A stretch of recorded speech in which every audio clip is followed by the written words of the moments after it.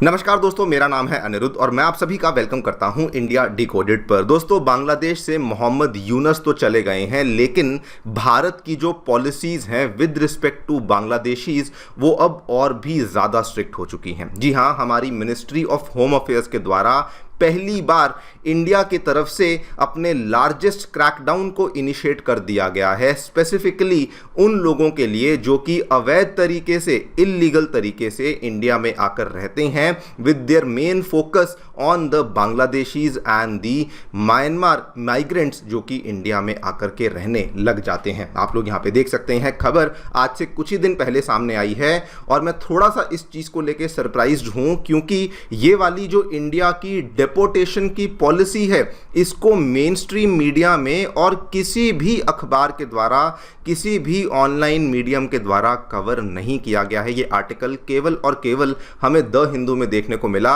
Inside India's deportation policy, timelines to speed up deportation of the illegal migrants holding centres with 10 feet high barbed wire boundary. क्या क्या इसके प्रावधान हैं, क्या क्या इसके स्पेसिफिकेशंस हैं, क्यों इस पॉलिसी को लाया गया है, सभी चीज़ों के बारे में मैं आपके साथ चर्चा करने वाला हूं। लेकिन दोस्तों, मैं जस्ट आपको याद करवा दूं कि ये वाली जो पॉलिसी अभी लाई जा रही है इसके पीछे की जो इंस्पिरेशन है वो पिछले साल, ध्यान से देखिए ये वाली खबर को, 19 मई 2025 को, जब उस टाइम पे एक इंटरिम मेजर के तौर पे एमएचए के द्वारा 30 डेज की लिमिट को सेट कर दिया गया था कि बांग्लादेश और म्यांमार से आने वाले जो इमिग्रेंट्स हैं, जो अवैध तरीके से इंडिया में आए हैं और रुके हुए हैं, 30 डेज की डेडलाइन के साथ उनकी क्रेडेंशियल्स को वेरीफाई करने का डायरेक्टिव जारी किया गया था और कहा गया था स्टेट्स को कि जल्दी से काम करिए, इन लोगों को आप इनके देश में रिस्पेक्टिवली जल्दी से भेज दीजिए। और उस टाइम की मुझे बात याद आती है,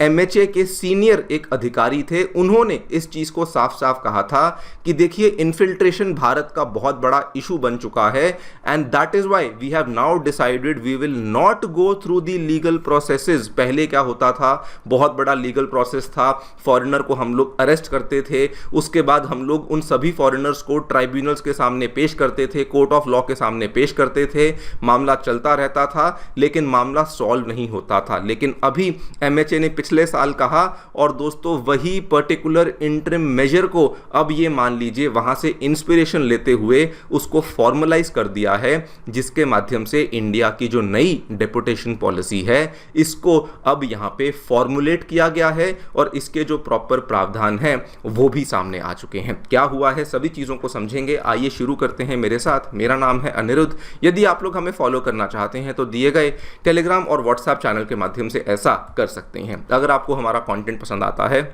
तो दिए गए क्यूआर कोड के माध्यम से हमें कंट्रीब्यूट भी कर सकते हैं। All right, directly coming to the news, क्या देखने मिला है। सबसे पहले दोस्तों, पॉलिसी को जानने से पहले इस पॉलिसी का बैकग्राउंड क्या है, क्यों आखिरकार इस पॉलिसी को लाया जा रहा है। देखिए, पिछले कुछ वर्षों में इंडिया की तरफ से ये वाले कंसर्न्स बहुत ज़्यादा बढ़ रहे हैं और वो है इलीगल माइग्रेशन के। स्पेसिफिकली अगर मैं बात करूँ, बांग्लादेश से आने वाले जो लोग हैं जो कि बिना दस्तावेज़ों के इंडिया में आ जाते हैं, उसके बाद गलत तरीके से दस्तावेजों को प्रोक्योर कर लेते हैं और इंडिया में ही रहने लग जाते हैं। सेम प्रॉब्लम म्यांमार में भी जो रोहिंग्यास की वजह से हमें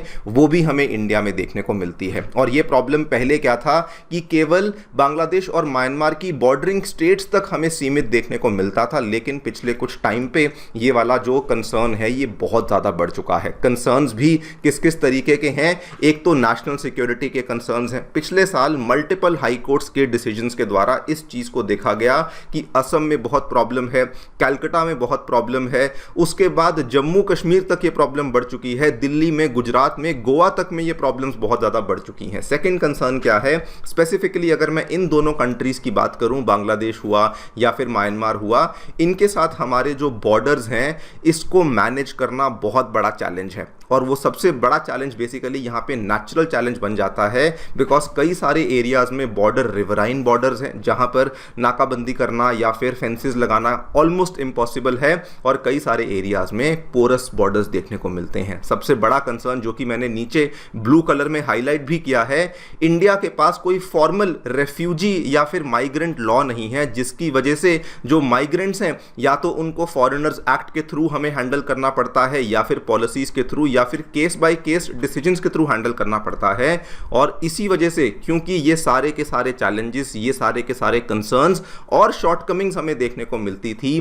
दैट इज द रीजन कि ये वाली पॉलिसी को अब फाइनली एमएचए के द्वारा इंट्रोड्यूस किया जा रहा है। पॉलिसी के प्रावधान क्या है आपको बता देता हूं। सबसे पहले तो इसके अंदर एक डेपोटेशन मैनुअल को इंक्लूड किया गया है। पिछले साल भी इस चीज को लेकर बातचीत कही गई थी। इन्होंने सिंपल सी बात कही थी, detect, identify and then deport. मतलब पहले आपको माइग्रेंट्स को डिटेक्ट करना है जो कि गलत तरीके से रह रहे हैं, उसके बाद उनको आइडेंटिफाई करना है कि वो एग्जैक्टली कौन सी कंट्री के हैं, कहां पे उनको वापस भेजना है, और उसके बाद ऑब्वियसली उनको वापस भेजने का जो काम है वो आपने शुरू करना है। इसमें दोस्तों जो प्रॉपर प्रावधान सामने बताए गए हैं, सबसे पहली चीज बताई गई है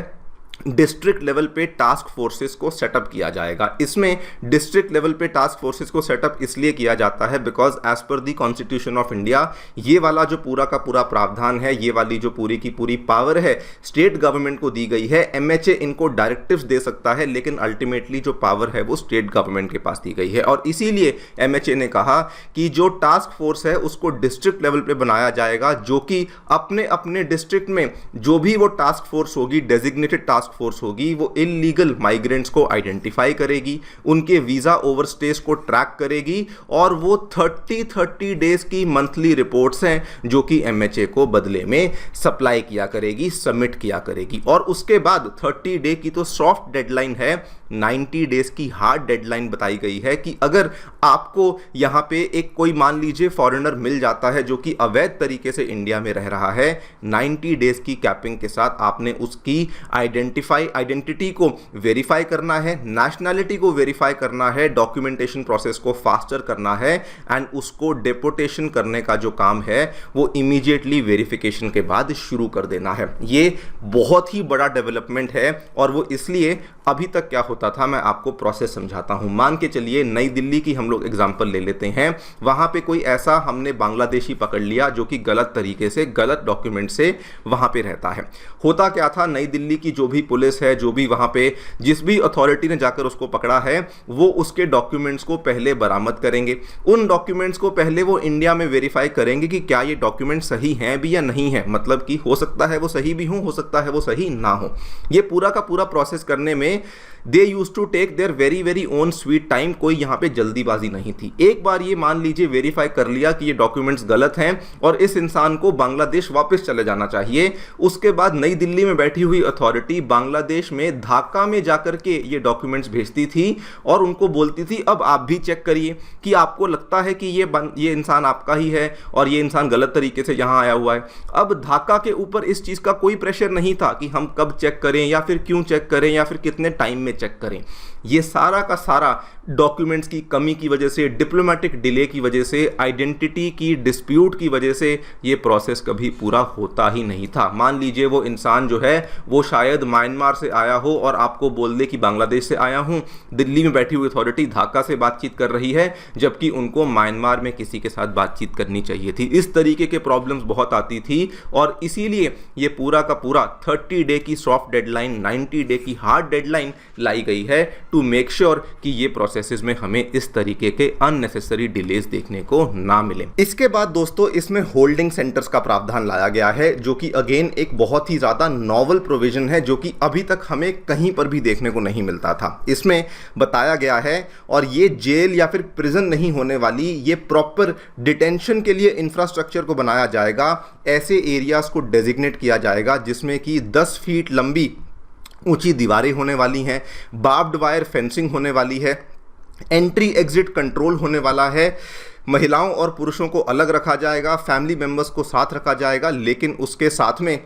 जो बेसिक फैसिलिटीज़ हैं कुकिंग की, सेफ्टी वगैरह की, वो सारी चीज़ें भी आपको अवेलेबल करवाई जाएंगी। ये दोस्तों अभी तक हमें ऐसा मॉडल असम में देखने को मिलता है जहां पर ये प्रॉब्लम बहुत ज़्यादा बड़ी हुई थी, जहां पर गुवाहाटी हाई कोर्ट के ऑर्डर्स पर असम में हमें 6 डिटेंशन सेंटर्स देखने को मिलते हैं, लेकिन वो डिटेंशन सेंटर्स असम में हमें प्रिजन्स के अंदर देखने को मिलते हैं। ये पॉलिसी कहती है कि ये वाले जो डिटेंशन सेंटर्स हैं इंडिया में जगह जगह बनाए जाएंगे, दिल्ली, अहमदाबाद, गोवा, कर्नाटका, जहां पे ज़्यादा प्रॉब्लम देखने को मिलती है, और उनको प्रिजन्स की तरह रन नहीं किया जाएगा, लेकिन उनको अलग से डिटेंशन सेंटर्स की तरह रन किया जाएगा। और अगर उन सेंटर्स में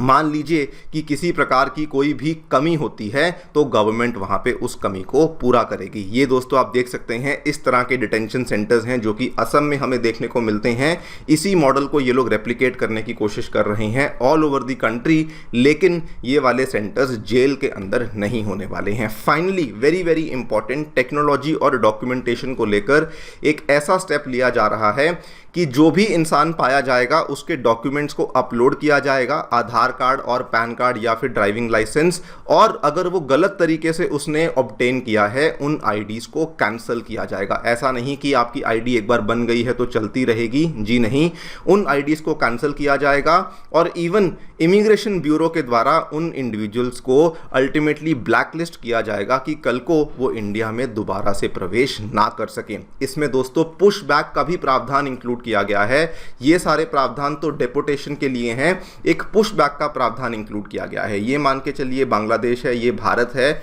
ये हमारा बॉर्डर है। अगर कोई बांग्लादेशी इंडिया में घुसने की कोशिश करता है, बॉर्डर पर ही हमारे बॉर्डर सिक्योरिटी फोर्स बीएसएफ को लगता है कि नहीं ये गलत तरीके से आ रहा है और इसको यहाँ पे अंदर नहीं आना चाहिए, तो उस केस में उसके बायोमेट्रिक्स को कैप्चर करके वापस उसको इमीडिएटली भेज दिया जाएगा, जिसको हम लोग पुश बैक का नाम दे देते हैं। और बायोमेट्रिक कैप्चर करने का पर्पस यह है कि कल को वो किसी और तरीके से इंडिया के अंदर घुसने का प्रयास ना कर सके। ये दोस्तों सारे के सारे प्रावधान हैं जो कि अभी हमें इस पॉलिसी में देखने को मिले हैं, which I believe is a much needed move, because सबसे पहले तो इन चीज़ों की वजह से इंडिया के मल्टीपल स्टेट्स में डेमोग्राफिक चेंजेस देखने को मिले हैं। पहले ये प्रॉब्लम असम में हुई थी, इसीलिए असम एकॉर्ड हमें लाना पड़ा, लेकिन अब ये प्रॉब्लम असम तक सीमित नहीं है, अब ये वेस्ट बंगाल में, उसके साथ ओडिशा में, उसके साथ हमें बिहार तक में, उसके साथ जम्मू कश्मीर में, दिल्ली में, गोवा में भी हमें ये प्रॉब्लम्स देखने को मिलती हैं। सेकेंडली हमारे आसपास जियोपॉलिटिकल इंस्टेबिलिटी बहुत ज़्यादा बढ़ी हुई है। सबसे अच्छा एग्जाम्पल बांग्लादेश का, उसके बाद नेपाल का है,